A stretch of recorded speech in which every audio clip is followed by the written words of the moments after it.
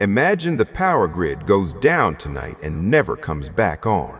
Suddenly, the silence of the city is louder than the traffic ever was, and you realize that help isn't coming. When the structure of society crumbles, people don't just disappear, they reorganize. 5 distinct tribes will emerge from the ashes of the old world, and while everyone wants to survive, only one of these groups has what it takes to actually inherit the future. The question isn't just who they are, but which one you need to become to stay alive. First, you have the stockpile specialists. You've seen these guys before, the ones who spent the last 20 years turning their basements into impenetrable fortresses packed with ammunition and freeze-dried food. When the world ends, they feel vindicated because they are sitting on a mountain of supplies. But here is the brutal truth about staying put.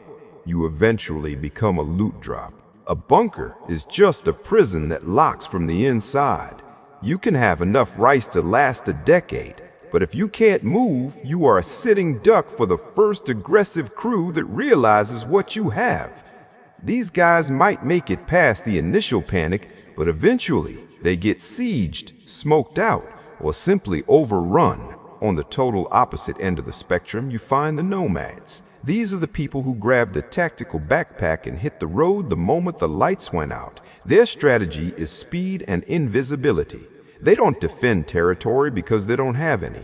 They sleep in shifts and scavenge whatever they can find on the move. While being a ghost in the machine sounds romantic, it's an exhausting way to live. Without a safe base or a community to watch your back, a simple twisted ankle or a nasty infection becomes a death sentence. Nomads buy themselves time, but they aren't building a life. They are just delaying the inevitable. Then inevitably, the predators rise. These are the opportunists who looked at the chaos and saw a chance to take power. They don't farm and they don't scavenge, they conquer. By using fear and overwhelming force, they seize control of critical resources like bridges or water supplies, demanding payment from anyone who wants to pass. They live like kings for a while, but their lifestyle has an expiration date. Since they only consume and never create, they burn through resources at an unsustainable rate. Violence is a young man's game, and sooner or later, a bigger, badder group comes along to take the throne. These groups burn bright and fast, usually destroying themselves from the inside out. While the predators are fighting, the architects are quietly getting to work. This fourth group consists of the engineers, the farmers, and the medics who decided to stop running and start planting. They are the only ones focused on long-term sustainability, digging wells and teaching the next generation how to keep the lights on.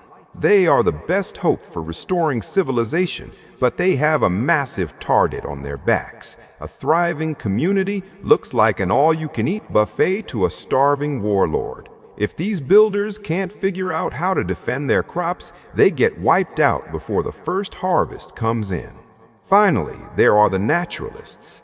These are the people who completely opted out of the rat race, vanishing deep into the mountains to live off the land like our ancestors did 10,000 years ago.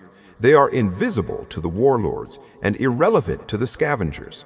They will likely outlive almost everyone else because they rely on nothing but nature. However, mere survival isn't the same as living. They are stuck in a time capsule, preserving their lives but losing all progress. They will survive the collapse, but they won't be the ones to rebuild the world.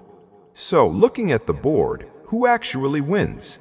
The predators dominate the start, and the naturalists win the endurance game. But the future belongs to the hybrids. The real survivors are the ones who can blend these strategies.